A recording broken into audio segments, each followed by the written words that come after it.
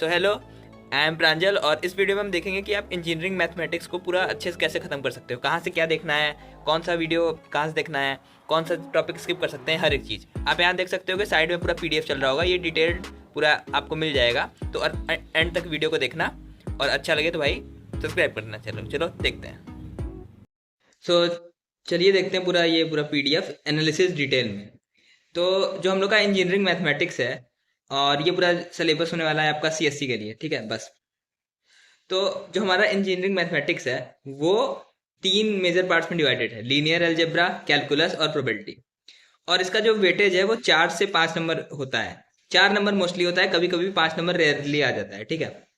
तो अब इसमें क्या है कि जो आपका लीनियर अलजेब्रा और प्रोबेबिलिटी है ये आपका मतलब इजी टू मॉडरेट आता है, मतलब आप कर सकते हो। और ये दोनों टॉपिक मिला के आपको 3 नंबर मिल जाएगा, मतलब 3 नंबर मिल जाता है। और कभी कभी 2 नंबर मिलता है, ठीक है, 2 नंबर ये दोनों मिला के। और फिर कैलकुलस से भी 1 से 2 नंबर आता है मार्क्स। तो आप ओवरऑल मान सकते हो कि अगर आप लीनियर अलजेब्रा और प्रोबेबिलिटी कर ले रहे हो तो 3 नंबर आपके बन जाएंगे, ठीक है। क्योंकि कैलकुलस में 2 पार्ट है, एक इंटीग्रल, एक आपका नॉर्मल डिफरेंशियल वाला। नॉर्मल वाला डिफरेंशियल वाला आप कर सकते हो, लेकिन इंटीग्रल में आपको दिक्कत होगा, ठीक है। तो अब स्टार्ट करते हैं लीनियर अलजेब्रा की उसको कैसे करना है। तो जो हमारा लीनियर अलजेब्रा है उसमें 6 मेजर टॉपिक्स हैं: matrix, determinant, system of equation, eigen value, eigen vector और एलयू डिकम्पोजिशन, ठीक है। तो इसमें में से आपके जो मैट्रिक्स हो गया, डिटर्मिनेंट हो गया, आइगन वैल्यू और आइगन वेक्टर हो गया, ये आपको यहाँ से करना है। राहुल सर ने कराया है गेट वाला प्लेलिस्ट पे, सब लिंक डिस्क्रिप्शन में है, ठीक है। तो इसमें आपको क्या करना है, आपको लेक्चर नंबर 18, 19 एंड 20 देखना है, ठीक है। ये करने के बाद आपको पीवाईक्यू सॉल्व करना है। आपके most of the PYQ solve हो जाएंगे, लेकिन कुछ टॉपिक्स जैसे सिस्टम ऑफ लीनियर इक्वेशन हो गया और आइगन वेक्टर्स का कुछ टॉपिक हो गया, इसमें आपको हो सकता है दिक्कत हो। तो उसके लिए आपको क्या करना है कि गेट वाला पे ही विशाल सोनी सर ने ये कराया है। मतलब अगर आपको सिस्टम ऑफ लीनियर इक्वेशन देखना है, वैसे ये आपको देखना होगा क्योंकि उसमें कवर नहीं है, तो ये आपको देखना पड़ेगा। तो इसका प्लेलिस्ट भी लिंक में है, डिस्क्रिप्शन में है।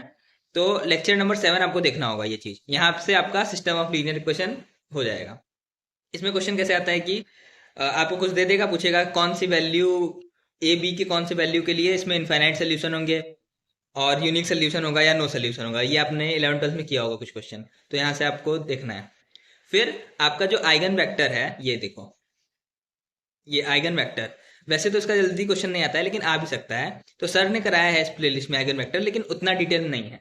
तो आप देख लेना, अगर आपको दिक्कत हो रहा है तो आप फिर यही विशाल सोनी सर का लेक्चर नंबर 8, 9, 10 देख सकते हो। तो इससे आपका आइगन वैल्यू, आइगन वेक्टर एकदम अच्छे से खत्म हो जाएगा। और हम बात करें एलयू डिकम्पोजिशन का, तो भाई मतलब कभी कभी क्वेश्चन आ जाता है लेकिन मोस्टली नहीं आता है, तो आप इसको स्किप कर सकते हो। लेकिन हाँ, मैं मतलब आप कमेंट में अगर पूछोगे तो मैं बता दूंगा कहाँ से करना है ये चीज़। तो ठीक है, ये हो गया। अब हम देखते हैं कि इसमें सबसे रिपीटेड कॉन्सेप्ट कौन से हैं, ठीक है। तो सबसे रिपीटेड कॉन्सेप्ट क्या आता है लीनियर अलजेब्रा से? पहला ये है, ये बहुत इंपॉर्टेंट है, स्टार बनाए थे भाई।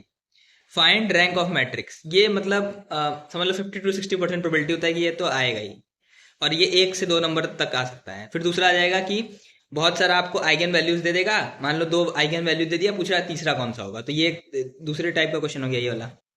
फिर आपको क्या करेगा कि ट्रांसपोज मैट्रिक्स मल्टीप्लीकेशन अननोन। तो इसमें क्या होगा कि आपको एक मैट्रिक्स देगा, फिर उसका ट्रांसपोज कर देगा, फिर कुछ करेगा, फिर कहेगा भाई इसमें से वैल्यूज को निकालो, तो ये हो गया। हाँ, फिर ये finding for what values equation has unique value, no solution और इन्फिनिट सोल्यूशन। मतलब वही जो आपको बताया सिस्टम ऑफ इक्वेशन में, कि दे देगा आपको एक मैट्रिक्स, उसमें पूछेगा एबीसी है तो एबीसी के कौन सी वैल्यू के लिए यूनिक सोल्यूशन होगा, इन्फाइनाइट सोल्यूशन होगा, ये। तो ये मोस्ट रिपीटेड है। लेकिन इसके अलावा बहुत सारे क्वेश्चन है, आप जब ये सब वीडियो देख के आप सॉल्व करोगे तो आप कर लोगे ये चीज़। एंड आपको ये करने में टोटल कितना वीडियो हो गया, आप ये देखो, एक ऊपर आए, 3 वीडियो इधर हो गया, मान लो 3 घंटा। फिर आपका ये एक वीडियो 4, फिर ये आपका 3, मतलब 7 घंटे का है। अगर आप 2x पे देखोगे तो भाई ये 1 से 2 दिन में हो जाएगा, प्रैक्टिस करोगे तो लीनियर अलजेब्रा 1 से और दिन, मतलब आपका 4 से 5 दिन में लीनियर अलजेब्रा अच्छे से आप कर लोगे भाई, अगर मैक्स टू मैक्स। फिर अब हम आते हैं प्रोबेबिलिटी पे, ये इंपॉर्टेंट है। एंड प्रोबेबिलिटी का भाई मैंने पहले यहाँ गेट वाला से देखा, अनअकैडमी से देखा, पर उतना डेप्थ में नहीं था। फिर मैंने सोचा कि कहाँ से देखूँ, तो मैंने बहुत सर्च किया, तो फिर मुझे ये गेट वाला का, गेट एकेडमी का प्लेलिस्ट मिला, सॉरी गेट एकेडमी का। एंड ये जो है उमेश धंधे सर ने कराया है, जो इनके मतलब फाउंडर हैं। और इसमें टोटल 16 वीडियो हैं, और हर एक वीडियो लगभग 1.5 से 2 घंटे का है। लेकिन भाई एकदम ये क्रिस्टल क्लियर है, मतलब आप ये देख लोगे ना, प्रोबेबिलिटी का आपसे शायद ही कोई क्वेश्चन हो जो ना बने। ठीक है, तो इसमें बहुत सारे क्वेश्चन है, मैं बता नहीं सकता कि कौन कौन सी वैरायटी हैं, लेकिन मैं इतना कर सकता हूँ कि आपको कौन कौन से टॉपिक पे फोकस करना है ज़्यादातर, जहाँ आप फंसोगे। पहला है प्रोबेबिलिटी डेंसिटी फंक्शन। ठीक है, यहाँ से आपको बहुत अच्छे से करना है, बिकॉज और जगह उतने अच्छे से नहीं कराया गया है, यहाँ पे सर ने बहुत अच्छे से कराया है प्रोबेबिलिटी डेंसिटी फंक्शन। फिर रैंडम वेरिएबल हो गया, फिर मीन मीडियन मोड हो गया। फिर आपको क्या करना है कि नॉर्मल, इसमें बहुत सारा डिस्ट्रीब्यूशन होता है, नॉर्मल डिस्ट्रीब्यूशन, गॉसियन, पॉइजन्स, मतलब इसमें एक तरीके का ऐसे वो होता है, कर्व होता है ऐसे बेल शेप। फिर यहाँ पे कुछ मतलब प्रोबेबिलिटी होता है ऐसे ऐसे, तो ये आपको करना है। And then binomial distribution, Bayes theorem, condition probability. तो एक तरीके से प्रोबेबिलिटी का ये सब ना बहुत ज्यादा इंपॉर्टेंट है, मतलब यहीं से आता है। और यहीं से आपका रैंक भी बन सकता है, बिकॉज पीडीएफ जो है ना, है तो आसान, लेकिन जब प्रैक्टिस करोगे तभी आएगा। और ज्यादातर लोग नहीं कर पाएंगे, आप अच्छे से प्रैक्टिस किए कर लोगे तो आपका रैंक बन जाएगा उससे। तो ये हो गया। और ये प्रोबेबिलिटी भी आपका भाई कम से कम, मतलब अगर यहाँ पे लिखूं, तो ये मतलब 2 नंबर का तो आ ही जाता है, 2 मार्क्स का, 1 से 2 नंबर, कभी कभी 1 नंबर, लेकिन मोस्टली 2 नंबर, मोस्टली। फिर अब आते हैं सबसे पेन पॉइंट पे, जो सबका दिक्कत होता है, कैलकुलस। ठीक है, तो अगर आपने क्लास 11 12 में मैथ थोड़ा अच्छे से किया है, लिमिट्स, कंटिन्यूटी, डिफरेंशिएबिलिटी, तो आप डायरेक्टली क्या करते हैं, कर सकते हो ना, कि आप डायरेक्टली यहाँ पे मैं लिख दे रहा हूँ, कौन से कलर से, हाँ, if you know limits, continuity well, then directly solve P Y Q, directly solve P Y Q. ठीक है, यहाँ पे लिख दे रहा हूँ। लेकिन अगर आपको दिक्कत है, आप भूल गए हो, तो क्या करो कि ये जो विशाल सोनी सर का जो प्लेलिस्ट था, उसमें आपको लेक्चर नंबर 14, 16, 17, 18, 19 देखना है। 15 नहीं देखना है, बिकॉज वो ऐसे पिछले का मिनटी कुछ था। तो ये आपको 5 लेक्चर देखने हैं, और फिर वो एक पीवाई क्यू सॉल्व करना है, डिफरेंशियल कैलकुलस का। इंटीग्रल अभी मत करना। फिर इसमें क्या क्या क्वेश्चन आते हैं, लिमिट्स आ जाएगा, उसको लिमिट निकालना होगा, वैल्यू निकालना होगा उसका। फिर मीन वैल्यू थ्योरम से क्वेश्चन आ जाएगा, ए बी आपको निकालना पड़ेगा। रोल्स थ्योरम से आ जाएगा। तो ये मतलब वेरी वीवीआईपी है, क्वेश्चन आता है तो इधर से आता है। तो यहाँ पे एक पैटर्न है कि अगर यहाँ से आएगा ना तो यहाँ से नहीं आएगा, और अगर यहाँ से आएगा तो यहाँ से नहीं आएगा, मतलब ज्यादातर ये देखा गया है। और नहीं तो एक और पैटर्न है कि यहाँ से भी 1 मार्क्स का आ सकता है, और यहाँ से भी 1 मार्क्स का आ सकता है। ठीक है, लेकिन ये रेयर होता है।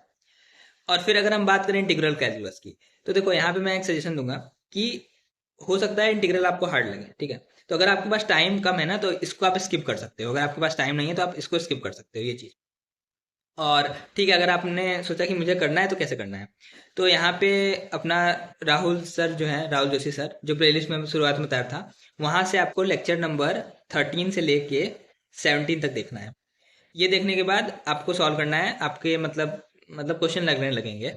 और इसमें सबसे इंपॉर्टेंट कौन सा टॉपिक होता है, डेफिनेट इंटीग्रल। मतलब 70 to 80% यही पूछता है आपसे, दे देगा, और फिर कहेगा भाई इंटीग्रेट करके इसका आंसर क्या आएगा, मतलब वो दे देगा, लोअर लिमिट, अपर लिमिट, इसमें इंटीग्रेट करो, ये सब। और दूसरा होता है कि एरिया अंडर कर्व।